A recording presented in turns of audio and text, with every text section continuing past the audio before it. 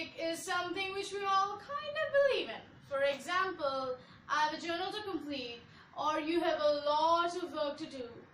You just wish something supernatural happens and all your work is just done. I do that all the time, and no, it doesn't help. But this is what the people in the ancient times strongly believed in.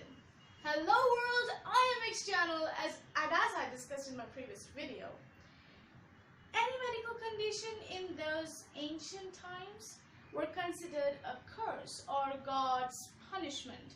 They were never imagined to be something which could be treated. But the Edwin Smith changed it all. It brought a rational and scientific approach to medicine. In this, magic and medicine did not conflict. So that's the video.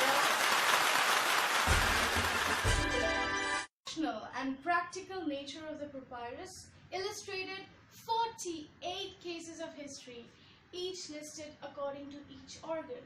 So it began with the injuries in the head, continued with the injuries and treatment of the neck, hands, torso, basically in a descending anatomical order, or like the modern anatomical expositions. Just like any other medical process, even this began with examinations, followed by diagnosis and prognosis, and then comes the treatment. So the objective examination began with visual and olfactory cues, then came in palpations, and also by taking of the pulse.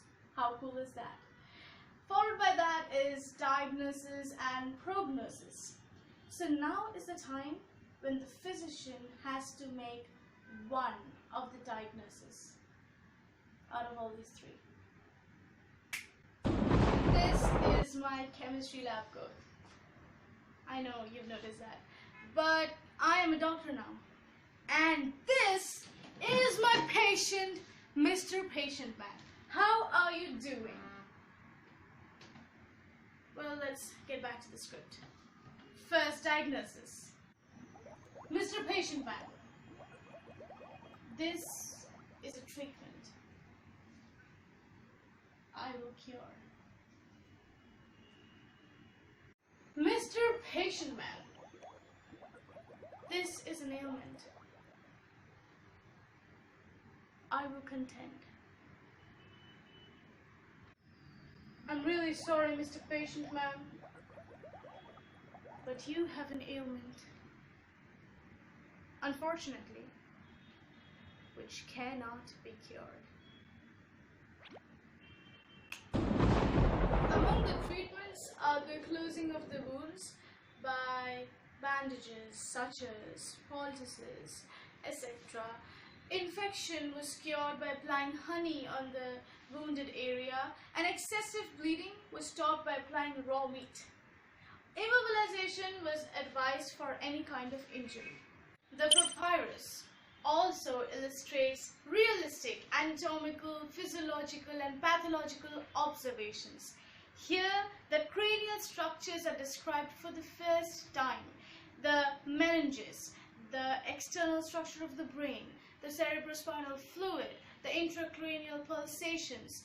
Here, the word brain appears for the first time in any language. Wow! The papyrus's procedures has exceeded that of Hippocrates, who lived thousands of years. The influence of brain injuries on the parts of our body, such as paralysis, were recognized. Even the part of the brain which was affected and the part of the body which was affected was also noted down, while crushing injuries of the vertebrae were noted to affect the sensory and the motor functions of a person. Due to its practical nature and the type of trauma investigated, the Edwin Smith Papyrus is known to be a textbook of trauma as a result of many military battles. I think the Edwin Smith Papyrus was way ahead of its time, or maybe we were slow to come up with more and more cures for medical conditions.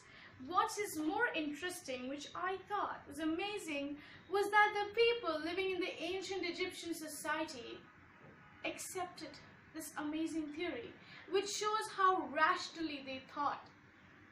This is what I love the most.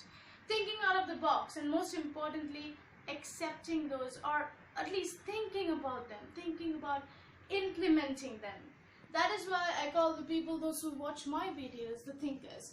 Those who want to know more and more about some facts, some things which has changed the world, changed the mindset of the world, and also bring in changes, and most importantly, welcome changes.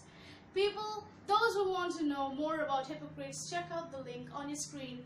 Don't forget to like, share and subscribe. See you soon.